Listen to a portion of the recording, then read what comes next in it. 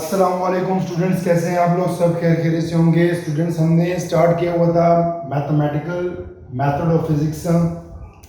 पहला लेक्चर हमने कर दिया था इंट्रोडक्शन ऑफ वेक्टर्स। वेक्टर्स उसके लिए में डिफरेंस क्या होता है, वेक्टर्स के टाइप्स कितने होते हैं, वो सारी चीज़ें हम डिस्कस कर चुके थे। आज का जो हमारा सेकंड लेक्चर है वो है right hand Cartesian coordinate system और left hand Cartesian coordinate system.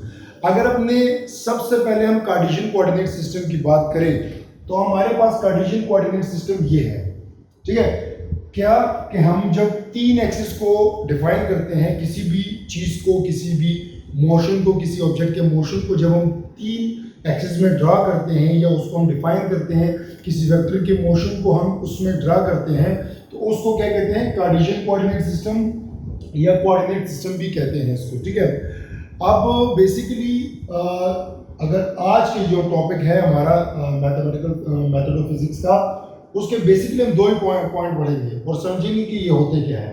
अब कोऑर्डिनेट सिस्टम तो आपको बता दें, कोऑर्डिनेट सिस्टम मतलब का दो या दो से ज़्यादा एक्सिस का आपस में परपेंडिकुलरली मिलना, परपेंडिकुलर तरीके से मिलना कि तीनों एक्सिस में 90 डिग्री हो, उसको क्या कहते हैं? Coordinate system. तो पहला हमारा है right hand Cartesian coordinate system.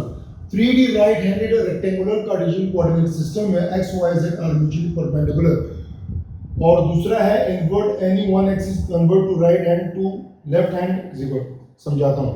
अब फॉर एग्जांपल मेरे पास ये है, ठीक है, ये है right hand Cartesian coordinate system. अब इसको अगर समझना हो तो राइट हैंड इसको क्यों कहते हैं? क्योंकि हमने इसको राइट हैंड से ही डिफाइन करना है, ठीक है। राइट हैंड से कैसे डिफाइन करना है कि आपने जाना है, आपने y एक्सिस से x एक्सिस या z एक्सिस की तरफ जाना है, ठीक है। तो जब आप इस तरह जाओगे तो ये जो आपका थंब होगा ये तीसरे डायरेक्शन को, जो तीसरा एंगल होगा उसको डिफाइन करेगा। मतलब मैं y से z की तरफ गया, ठीक है, मैंने जो मेरी फिंगर्स है वो मैंने कर्ल की। जब मैंने कर्ल की, जो मेरा थंब है वो मेरे एक्स एक्सिस को शो कर रहा है, इसीलिए इसको क्या कहते हैं? राइट हैंड, क्योंकि इसमें राइट हैंड यूज होता है, ठीक है, इसीलिए इसको right hand Cartesian coordinate system कहता है। कार्टेशियन कोऑर्डिनेट सिस्टम बेसिकली यही है कि तीन एक्सिस का आपस में मिलना, परपेंडिकुलर तरीके से मिलना, उसको क्या कहते हैं? Cartesian coordinate system. उसमें किसी मोशन को, मतलब देखो हम क्या करते हैं बच्चों कि हमने कोई भी इस दुनिया में ना कोई भी मोशन जब हम देखते हैं कि कोई गाड़ी जा रही है, कोई साइकिल जा रहा है, प्लेयर जो है छक्का मार रहा है या फुटबॉल फेंक रहा है, ये जितने भी मोशन है, अगर इसको जब हम ग्राफ में ड्रा करते हैं, ठीक है, जब हमें स्क्रीन पे ऐसा नजर आता है कि ग्राफ एकदम से आ जाता है, तो वो जो ग्राफ होते हैं वो बेसिकली कार्टेशियन कोऑर्डिनेट सिस्टम के थ्रू ही बनाते हैं। अगर ये ना हो तो हम वो नहीं बना सकते। तो हमारे पास जितने भी, इवन जो हमारा मैप है, जो हमारा मैप होता है ना, वो भी इसी सिस्टम पर काम करता है। ये तीन एक्सिस यूज करके ना वो हमें सब कुछ बताता है, पूरी दुनिया को हमें 3D में दिखा देता है कि ये पॉइंट है, ये पॉइंट है, ठीक है। एक होता है गूगल मैप। अगर आप दूसरे मैप में जाओ ना, गूगल में एक दूसरा मैप है, अगर आप उसमें जाओ तो आपको 3D में सारी चीज़ें नजर आएंगी। जैसे मुझे अभी इस टाइम 3D में सारी चीज़ें नजर आ रही है, मुझे सब कुछ नजर आ रहा है, ठीक है। तो वैसे ही ये जो होगा, अगर राइट हैंड वाला हम यूज करेंगे कि राइट हैंड की मदद से हमने एंगल देखना है y से z की तरफ, z से x की। फॉर एग्जांपल मैं z से x की तरफ जाता हूँ, तो मैंने z से x की तरफ जो फिंगर्स है वो कर्ल की, तो ये जो y है ना, ये y एक्सिस है, ठीक है। तो जो हमारा थंब होगा वो हमें तीसरा एक्सिस बताएगा, ठीक है। अब राइट और लेफ्ट में सिर्फ हाथ का फर्क है कि हमने डायरेक्शन कैसे निकालनी है, और जो थर्ड जो हमारा एक्सिस है, ठीक है, उसको हम कैसे डिफाइन करते हैं। अब फॉर एग्जांपल हम क्या करते हैं कि हमने ये एंगल उठाया z एक्सिस और उसको कन्वर्ट कर दिया। कन्वर्ट कैसे किया वो बताता हूँ। देखो, पहले हमने राइट हैंड यूज किया कि y से हम z की तरफ गए, हमने उंगलियां कर्ल की, तो हमारे पास क्या आया? तो जो ये है आउटवर्ड, मतलब ये हमारे पास क्या था? x एक्सिस है, क्योंकि बोर्ड पे मैं 3D नहीं ड्रा कर सकता, तो ये मेरे पास क्या था? x एक्सिस है। तो अगर मैं ये करूँ कि लेफ्ट हैंड से करूँ, ठीक है, अब लेफ्ट हैंड से जब मैं करूंगा, फॉर एग्जांपल मैं इधर से मैं y से z की तरफ जाता हूँ, y से z की तरफ, तो y से मैंने z की तरफ कर्ल की, तो ये जो मेरा थंब है ना, ये किसको शो कर रहा है? x एक्सिस को, बट किधर? इनवर्ड, नेगेटिव को, ठीक है। तो ये बेसिकली क्या करता है? हमें नेगेटिव वाला जो हमारे पास एक्सिस होगा ना वो दिखाता है। तो जो राइट हैंड होता है वो हमें पॉजिटिव चीजें दिखाता है। ठीक है, और जो लेफ्ट हैंड होता है वो हमें नेगेटिव एक्सिस बताता है, ये नेगेटिव एक्सिस दिखाता है, ठीक है भाई, यही फर्क है। तो हम क्या करेंगे कि इनके जो कुछ चीज़ें हैं, डायरेक्शन है, एंगल्स हैं, ये सारी चीज़ें हम यहाँ फाइंड करेंगे। तो ये हमारे लेक्चर का, क्योंकि ये तो आप चीज़ें ये आप इवन 8-9 क्लास से पढ़ते आ रहे हो तो ये इजी है। तो आज हम इसको देखेंगे कि फॉर एग्जांपल कि मैं सबसे पहले अगर आर को ड्रा करूँ तो मेरे पास होगा R is equal to x axis i plus y axis j plus z axis के। अब ये तीनों आई जे और के ये मैं कल बता चुका था, ये क्या है, यूनिट वेक्टर, ये होते हैं यूनिट वेक्टर। अब यूनिट वेक्टर क्या होते हैं, कल भी मैं बता चुका था लास्ट वीडियो में कि यूनिट वेक्टर बेसिकली होते हैं कि ये हमें डायरेक्शन बताते हैं किसी भी वेक्टर का, कोई भी हमारे पास वेक्टर है, कैसा भी वेक्टर है, ये उसके हमें डायरेक्शन बताता है, ठीक है। इसका मैग्नीट्यूड हमेशा 1 होता है और ये हमें क्या बताता है, डायरेक्शन दिखाता है या डायरेक्शन बताता है। तो अगर मैंने इसका मैग्नीट्यूड निकालना है, फॉर एग्जांपल